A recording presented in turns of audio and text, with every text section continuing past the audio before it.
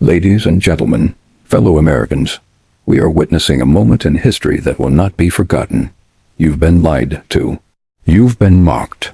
You've been treated like pawns by a political elite that doesn't care about you, your family, or your future. But today, one man, one voice, stood up and said nitrogen monoxide more. This clip you're about to see didn't make the mainstream headlines. They want it buried. They want it forgotten. But we're not going to let that happen. A fiery patriot took the floor and laid it all out, naming names, calling out the corruption, and exposing the rotten core of a political class that's been running our nation into the ground. He refused to stay silent even when they tried to shut him down, cut off his mic, and drag him out. And why? Because he spoke a truth they couldn't handle. The American people are waking up. So buckle up, because what you're about to hear is raw, unfiltered truth. And trust me, it's going to light a fire in your soul. I recognize Ranking Member Huffman for the purpose of offering an amendment designated Huffman number 3. Without objection, the amendment is considered read. Thank you, Mr. Chairman. We're going to keep trying to find some things that we ought to be able to agree on. We do have a fire problem in this country, but it's not the one we sometimes talk about. It is not too much fire. It's not enough of the right kind of fire, and that may sound counterintuitive, but take a look at the chart behind me. There it is. Historically, much more land has burned every year than it does now. And for centuries, fire played a stabilizing role in our landscape. It cleared brush, it recycled nutrients, it made room for healthy new growth. And then around the early 1900s, everything changed. We began aggressively suppressing every fire, no matter the context. The result was a steep drop in annual burned area and the beginning of a dangerous buildup of hazardous fuel. And now we're paying the price. That same chart shows that fire today is no longer stabilizing, it's destabilizing. We're seeing fewer fires overall, but when they happen, they are far more destructive, fast-moving, and deadly, and that's the legacy of a century of fire suppression. We've created a fire deficit, and it's growing. And that's why my amendment would create a new prescribed fire account that authorizes $150 million every year for safe, controlled, prescribed fires to reduce that hazardous fuel buildup that will just be kindling for the next mega fire if we don't do something to manage it. Increasing tools and resources for prescribed fire should be a bipartisan priority that everyone in this room supports, and of course doing it safely with appropriate sideboards to make sure that it's done right. I urge my colleagues to support this amendment and yield back. Gentleman yields back. Is there further discussion on the amendment? I recognize myself. Mr. Huffman, I liked your graphic up there because I think it does tell a story, and it shows how fire suppression has actually increased the intensity of fires that we have today. But there's another caveat to that. You have to not only, if you're going to do controlled burning, you need to thin, but when you put the fires out, you just allow everything to continue to grow without any removal of the underbrush and the ladder fuels, you're eventually going to get a fire that you can't put out, and that's what we're seeing all across the country. So we do need to change the way we manage. We need to do thinning and burning if we're going to do burning. And I think we agree that we desperately need to increase active management on our nation's forest. And again, the controlled burn is management. Even when we decide not to do anything on the forest, that's management, because the forests are constantly changing, and we can sit here in this committee room or any other committee room or in any agency office and say, you know, we're just going to let the forest be the forest, and we're not going to have any intervention, and the forest is going to continue to grow. And it's not going to listen to us if we say, forest, you have to be more fire resilient, don't burn, don't cost us a lot of money and damage property and take lives. It's just quite simply not going to listen to us. We have to be active and we have to be proactive if we really want to address this issue. And just putting more money out there unless we get action on the ground, that's not going to fix the issue as well. A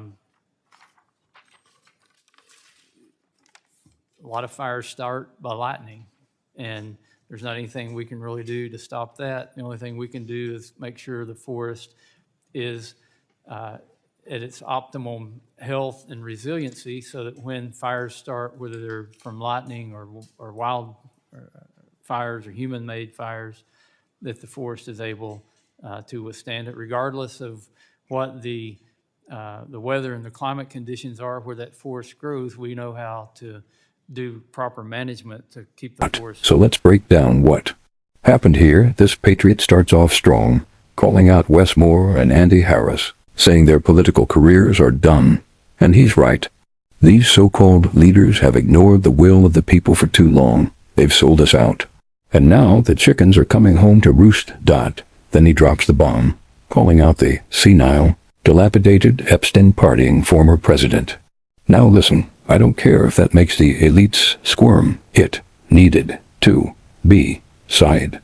This man is not afraid to name the rot.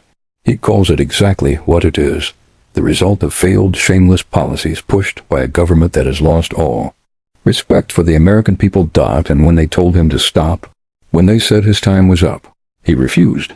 He stood his ground and said, nitrogen monoxide, I will not finish. The people of this state, all 40 million of them, have a right to be heard. That's the kind of courage we need. That's what patriotism looks like. He spoke for the voiceless, the silenced, the forgotten. But what did the so-called leaders do? They tried to shut him down, cut off his mic, tried to remove him by force. Why? Because the truth is dangerous to those who profit from lies. And even as they dragged him away, he made sure they heard it. History will not remember you kindly. And he's right. They should feel shame. These corrupt bureaucrats are destroying our country from the inside out. And now they've been confronted by someone they couldn't control. Friends, we don't need more silence. We need more voices like his. Loud, uncompromising, unashamed. The forest healthy and resilient. You know, it comes back to management. It comes back to using common sense. That's what Mr. McClintock's bill does. And again, oppose this amendment, urge my colleagues to oppose it, and I yield back. Is there further discussion on the amendment? Mr. Chairman. Mr. McClintock, you're recognized.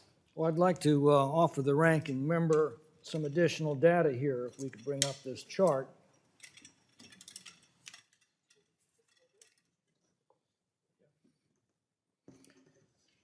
The bars you see here are board feet of timber that has been harvested off of the federal lands beginning in 1984. As you can see, a marked decline throughout the 80s and 90s as the environmental laws that he has championed have reduced our ability to manage our forests. The line you see here is acreage destroyed by catastrophic fire. We've seen an 80% reduction in timber harvested off of the federal lands and a concomitant increase in acreage destroyed by fire. Fire is how nature removes excess timber. Nature doesn't care that it takes hundreds of years for a forest to regrow. Nature has all the time in the world. We mortals do care. That's why we created the land agencies, to do the gardening ourselves.